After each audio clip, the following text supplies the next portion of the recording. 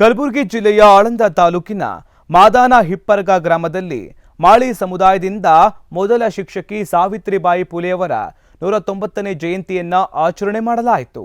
ಈ ವೇಳೆ ಮಾತನಾಡಿದ ಯುವ ಮುಖಂಡ ಮಲ್ಲಿನಾಥ ಬಂಬಾಸೆ, ಹಿಂದಿನ ಕಾಲದಲ್ಲಿ ಅತ್ಯಂತ ಶೋಷಣೆಗೆ ಒಳಗಾದವರಲ್ಲಿ 2 ವರ್ಗಗಳಾಗಿತ್ತು।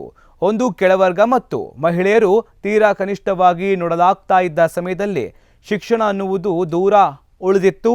ಅಂತಹ ಸಂದರ್ಭದಲ್ಲಿ ಶಿಕ್ಷಣದಿಂದ ಮಾತ್ರ ಬದಲಾವಣೆ ಸಾಧ್ಯ ಅಂತ ತೋರಿಸಿಕೊಟ್ಟವರು ಸಾವಿತ್ರಿಬಾಯಿ ಫುಲೆ ಅಂತ ಹೇಳಿದರು। ಈ ವೇಳೆ ತಾಲೂಕು ಪಂಚಾಯತ್ ಸದಸ್ಯ ಸಾತಪ್ಪ ಕೋಳಶೆಟ್ಟಿ, ಮುಖಂಡ ಶಿವಪ್ಪ ಕೋಳಶೆಟ್ಟಿ, ಶಿವಲಿಂಗಪ್ಪ ಇತರರು ಉಪಸ್ಥಿತರಿದ್ದರು। ನೂತನವಾಗಿ ಆಯ್ಕೆಯಾದ ಗ್ರಾಮ ಪಂಚಾಯತ್ ಸದಸ್ಯರನ್ನ ಈ ಸಂದರ್ಭದಲ್ಲಿ ಆತ್ಮೀಯವಾಗಿ ಸನ್ಮಾನ ಕೂಡ ಮಾಡಲಾಯಿತು। ಈ ಒಂದು ನಮ್ಮ ಭಾರತ ದೇಶದಲ್ಲಿ ಹಿಂದಿನ ಕಾಲದಲ್ಲಿ ಮೇಲು ಕೀಳು ಎಂಬ ಭಾವನೆ ಬಹಳಷ್ಟಿತ್ತು।